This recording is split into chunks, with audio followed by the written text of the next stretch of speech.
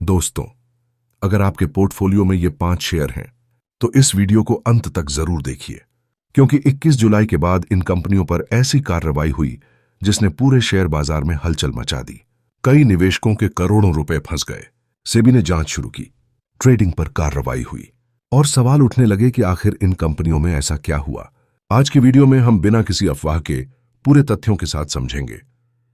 इन 5 कंपनियों में क्या हुआ, सेबी ने क्या पाया, निवेशकों को कितना नुकसान हुआ और सबसे बड़ा सवाल, क्या इन शेयरों से अब भी दूर रहना चाहिए। वीडियो शुरू करते हैं। सबसे पहले समझिए, स्टॉक मार्केट स्कैम होता क्या है।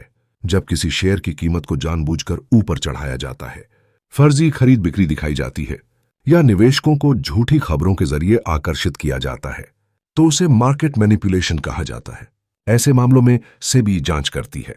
अगर नियमों का उल्लंघन साबित होता है तो ट्रेडिंग पर रोक, जुर्माना और कानूनी कार्रवाई तक हो सकती है। Part 1, allied digital. अब बात करते हैं एलाइड डिजिटल की। यह आईटी सर्विस सेक्टर की कंपनी है, लेकिन जांच के दौरान कुछ संदिग्ध ट्रेडिंग पैटर्न सामने आए। सेबी को शक हुआ कि कुछ लोगों ने मिलकर शेयर की कीमतों को प्रभावित करने की कोशिश की।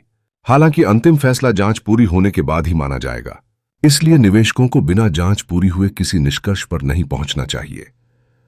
Part 2, 7NR retail. दूसरी कंपनी है 7NR रिटेल।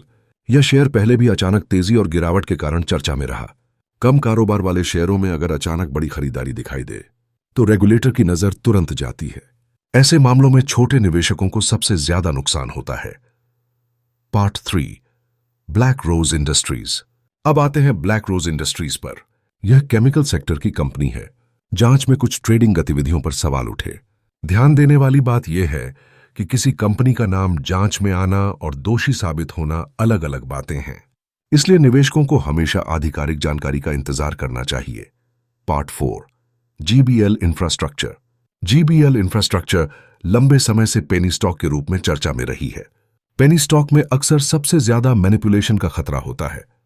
कम कीमत, कम लिक्विडिटी और अचानक अपर सर्किट, इन्हीं वजहों से ऐसे शेयरों में जोखिम बहुत ज्यादा रहता है। Part 5, global capital markets. अब बात ग्लोबल कैपिटल मार्केट्स की। यह कंपनी भी जांच के दायरे में आई। सेबी ने कुछ ट्रेडिंग पैटर्न की जांच शुरू की।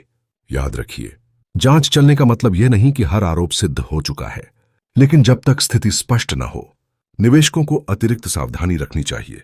पार्ट 7, निवेशकों के लिए सीख। अब सबसे जरूरी बात, इन घटनाओं से हमें क्या सीख मिलती है। पहली सीख, कभी भी केवल सोशल मीडिया देखकर शेयर मत खरीदिए।